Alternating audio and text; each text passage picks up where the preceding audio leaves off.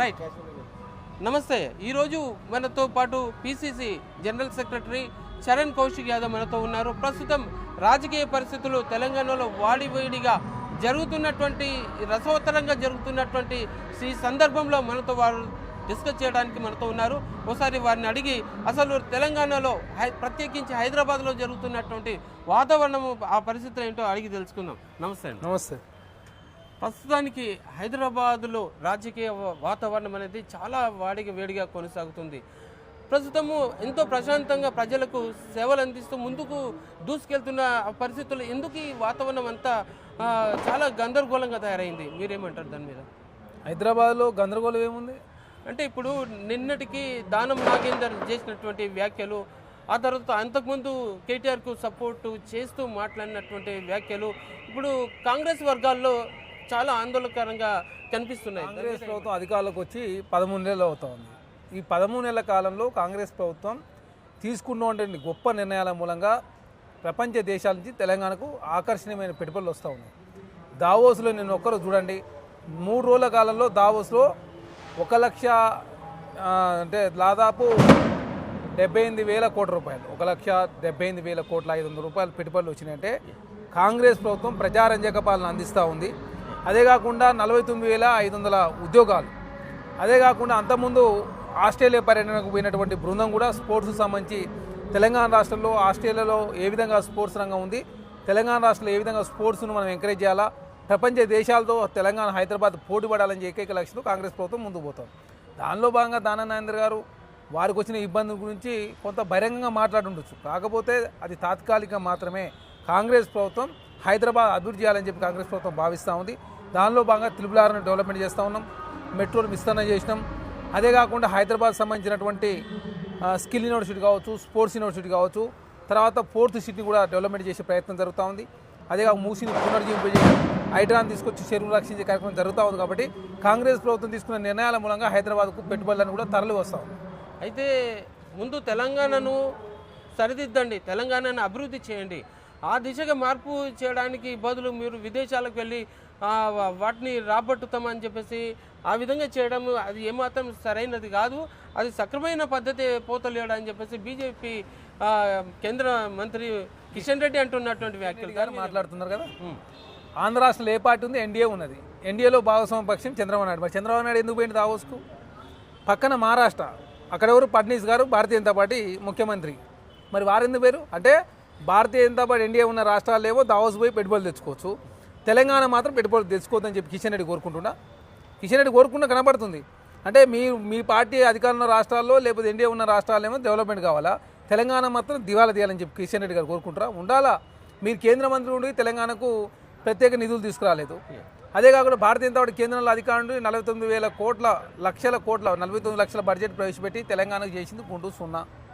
మీరు బీహార్కి ఇచ్చినట్టు ఆంధ్ర రాష్ట్రానికి ఇచ్చినట్టు ప్రత్యేక నిధులు ఏం తీయలేదు, ప్రత్యేక పోషకాలు లేవు. మీకు తెలంగాణ రాష్ట్రం 8 మంది ఎంపీలు, 8 మంది ఎమ్మెల్యేలు, ఒక రాజ్యసభ సభ్యుడు, 2 కేంద్ర మంత్రులు ఉంటే తెలంగాణ మీరు చేసింది గుంటూ 0. కాబట్టి ప్రత్యేక నిధులు తెచ్చిన తర్వాత భారతీయ జనతా పార్టీ కిషన్ రెడ్డి గారు మాట్లాడితే తెలంగాణ సమాజం హర్షిస్తారు. అనవసరంగా ప్రజాప్రభుత్వాన్ని బదనాం చేసే ప్రయత్నం చేస్తాను. మీ మూసీకి సంబంధించిన నిధులను ఇవ్వండి, మరి వెనుకబడిన జిల్లాల నిధులను ఇవ్వండి. అదే కాకుండా RRRకు నిధులు అడిగినాం. అదే కాకుండా తెలంగాణకు ప్రత్యేక ప్యాకేజ్ ఇవ్వను, ఐటీఆర్ ప్రాజెక్ట్ సంబంధించి కావచ్చు, డ్రై పోర్టు కావచ్చు, తెలంగాణ మేము అభివృద్ధి పనులను ముందు తీసుకు ఫోర్త్ సిటీకి కూడా నిధులు అడిగినాం. ఆ నిధులు కేంద్ర ప్రభుత్వం నుంచి ప్రత్యేక నిధులు తీసుకొచ్చి కిషన్ రెడ్డి గారు మాట్లాడితే తెలంగాణ సమాజం హర్షిస్తారు.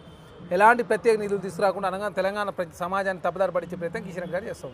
ఇప్పుడు ఇదిలా ఉంటే ఇప్పుడు హరీష్ రావు చేస్తున్న వ్యాఖ్యలు ఇప్పుడు యావత్తు తెలంగాణ సమాజం ఆలోచన రేకెత్తించేటువంటి మాటలు ఏంటంటే ప్రజాపాలన దరఖాస్తులు తీసుకున్నారు, మీ సేవలో దరఖాస్తులు తీసుకున్నారు, మళ్ళీ ఇప్పుడు మొన్న ఇంటింటికి డోర్ టు డోర్ తిరిగి అక్కడ కూడా సమాచారం సేకరించారు. అసలు మీరు చేసేది తక్కువ, దరఖాస్తులను తీసుకెళ్లి జనాన్ని పరిశాన్ పెట్టిస్తున్నారు అంటున్నారు. దాని మీద ఏమంటారు? ఇప్పుడు జనాలు పరిశాన్ కావట్లే, బీఆర్ఎస్ పార్టీ పరిశాన్ అవుతుంది. ఎందుకంటే ఏ ఒక్క లబ్ధిదారుకు నష్టం జరుగుతుందని ప్రభుత్వం భావిస్తుంది. అప్లై చేసుకున్న వాళ్ళ పేరు నిజంగానే ఉంటే మళ్ళీ అప్లై చేసుకోవాల్సిన అవసరం లేదు. అప్లై చేసుకున్న వాళ్ళ పేరు లేకపోతే మరోసారి అప్లై చేసుకునే అవకాశం రాష్ట్ర ప్రభుత్వం కల్పిస్తుంది. మీలాగా 10 సంవత్సరాల కాలం మీరు ఇచ్చిన ఇందిరమ్మ ఇండ్లు, మీరు ఇచ్చినటువంటి రేషన్ కార్డులు ఎన్ని? 40,000 రేషన్ కార్డులు ఇచ్చారు. మేము 25 లక్షల రేషన్ కార్డులు ఆనాడు ఇచ్చినాం. అదే కాకుండా 25 లక్షల ఇండ్లు ఇచ్చినాం మేము 2014 ముందు. ఇప్పుడు కూడా ఇండ్లు ఇవ్వాలి 4,50,000 ఇండ్లు ఇవ్వాలని చెప్పేసి ప్రభుత్వం భావించి ప్రతి నియోజకవర్గానికి 3,500 ఇండ్లు ఇస్తూ ఉంది రాష్ట్ర ప్రభుత్వం. కాబట్టి మాకు చిత్తశుద్ధి ఉంది, నిజాయితీ ఉంది. కాబట్టి కాంగ్రెస్ ప్రభుత్వం నిజమైన లబ్ధిదారులకు మేలు జరగాలి. అదే కాకుండా ఇండ్లు లేని వ్యక్తులకు ఇండ్లు ఇచ్చే కార్యక్రమం జరుగుతూ ఉంది. 10 సంవత్సరాల కాలం పాటు రేషన్ కార్డులు ఇవ్వలేదు, మీరు 40 రేషన్ కార్డులు మాత్రం ఇచ్చిన సందర్భం. కాబట్టి కాంగ్రెస్ ప్రభుత్వం ఇచ్చిన మాట ప్రకారం ప్రజల్లోకి వెళ్ళి వాస్తవ లబ్ధిదారులను గుర్తించే ప్రయత్నం జరుగుతున్నప్పుడు బీఆర్ఎస్ పార్టీ భయమేస్తూ బాధేస్తూ ప్రజాప్రభుత్వాన్ని బదనాం చేసే ప్రయత్నం బీఆర్ఎస్ పార్టీ చేస్తూ ఉన్నాయి. ఖచ్చితంగా ప్రజాప్రభుత్వం ఇచ్చిన ప్రతి హామీ నెరవేర్చే దానిలో ముందుకు పోతూ ఉంది. ఇప్పటివరకు 60 గ్యారెంటీలు అమలు చేసినాం. భవిష్యత్తులో మిగతా హామీలు నెరవేర్చే ప్రయత్నం చేస్తున్నప్పుడు బీఆర్ఎస్ పార్టీకి వచ్చే ఎలక్షన్ డిపాయిడ్ రావు కాబట్టి దాన్ని ప్రాథమిక దశలో అడ్డుకునే ప్రయత్నం హరీష్ రావు గారు, కేటీఆర్ గారు చేస్తూ కనపడతాం.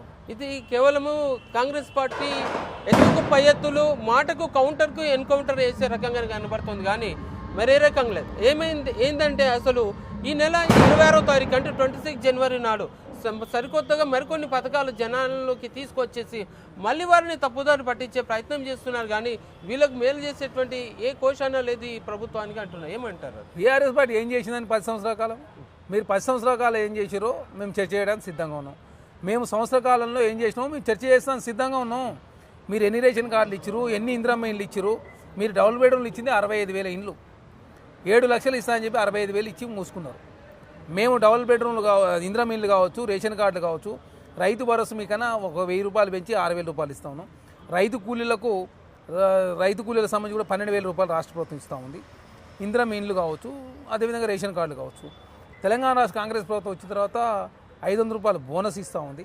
అదే కాకుండా చెప్పిన ప్రతి హామీ నెరవేర్చే ప్రయత్నంలో కాంగ్రెస్ ప్రభుత్వం ముందుకు పోతూ ఉంది. మీరు చర్చకు వస్తే మేము చర్చ చేయడానికి సిద్ధంగా ఉన్నాం. ఐటీ ఎక్స్పోర్ట్స్ కావచ్చు, ఐటీ ఎగుమతులు కావచ్చు, ఐటీ మీద మేము వచ్చిన తర్వాత ఐటీని ఏ విధంగా డెవలప్మెంట్ చేసిన 16%, అదే కాకుండా హైదరాబాద్ డెవలప్మెంట్ మీద, లేదు తెలంగాణ అప్పుల మీద, నిరుద్యోగులకు సంబంధించి ఉద్యోగాలు కాంగ్రెస్ ప్రభుత్వం ఎన్ని ఇచ్చింది, మీరెన్ని ఇచ్చారు, అన్నింటి మీద చర్చ చేయడానికి ప్రభుత్వం సిద్ధంగా ఉంది.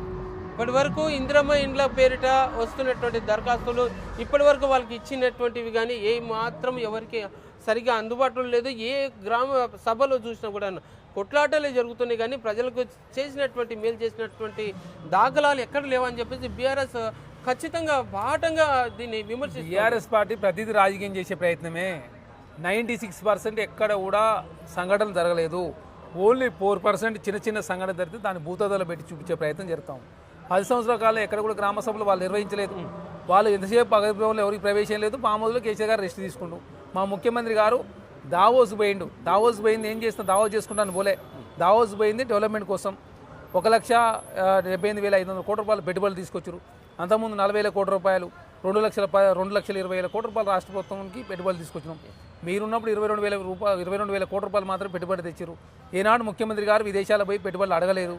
ఓన్లీ కేటీఆర్ గారు మాత్రమే పోయారు. ఇక్కడ ఆస్ట్రేలియా పోయింది అభివృద్ధి కోసం, దావోస్ పోయింది దావోస్ చేసుకోవడానికి అయితే కాదు. తెలంగాణ అభివృద్ధి చేయాలి, అగ్రగామిగా ఉంచాలని చెప్పి ప్రభుత్వం భావిస్తూ ఉంది. హైదరాబాద్ ప్రపంచ నగరాలతో పోటీ పడాలని చెప్పి కోరుకుంటూ ఉంది తప్ప దానిలో భాగంగా అభివృద్ధి కోసం మాత్రమే కాంగ్రెస్ ముఖ్యమంత్రి మంత్రులు తిరుగుతూ ఉన్నారు. లేదు, ఇది వాస్తవం కాదా? ప్రజలకు సేవలు పథకాలను అమలు చేసే దిశగా అదంతా మర్చేసి కేవలము వాళ్ళ యొక్క అంగు ఆర్భాటాలకు పదవుల కోసమే కుమ్ములాటాలు జరుగుతున్నాయని చెప్పేసి బాహటంగా అంటున్నారు. జనం నోట కూడా అది వినబడుతుంది. అంతెందుకు మొన్నటికి మొన్న గాంధీ భవన్లో 2 వర్గాల మధ్య భారీగా పోటాపోటీగా కొట్టుకునేటువంటి పరిస్థితి జరిగింది. ఇవన్నీ నిదర్శనం కాదంటారా? కాంగ్రెస్ పార్టీలో ప్రజాస్వామ్యం, మా పార్టీలో కొట్టుకునే మీకేం వచ్చింది? బీఆర్ఎస్ పార్టీకి ఏమైనా నష్టమైందా? మా దాంట్లో ప్రజాస్వామ్యం ఉంది కాబట్టి ప్రజాస్వామ్యంలో దానిలో భాగంగా ఏదైనా జరుగుతుంటాయి. మీ దాంట్లో ప్రజాస్వామ్యం లేదు. మీది మొనోపలి పాలిటిక్స్, డైనింగ్ టేబుల్ మీద కూర్చొనో లేకపోతే ఫామ్ హౌస్లో కూర్చొని నిర్ణయాలు తీసుకుంటారు. మాది ప్రజాప్రభుత్వం, ప్రజల మధ్య ఉండే నిర్ణయాలు తీసుకుంటాం. ఏదైనా ఉంటే మాట్లాడుకుంటాం, ఏదైనా ఉంటే బహిరంగంగా కూడా అనుకుంటారు. అది కాంగ్రెస్ ప్రభుత్వంలో ఉన్నటువంటి ప్రజాస్వామ్యం బతికుండాలని కాంగ్రెస్ ప్రభుత్వం భావిస్తూ ఉంది. దానిలో భాగంగా ఇందిరా పార్క్ దగ్గరనే ధర్నా చేసుకునే అవకాశం ఉంది.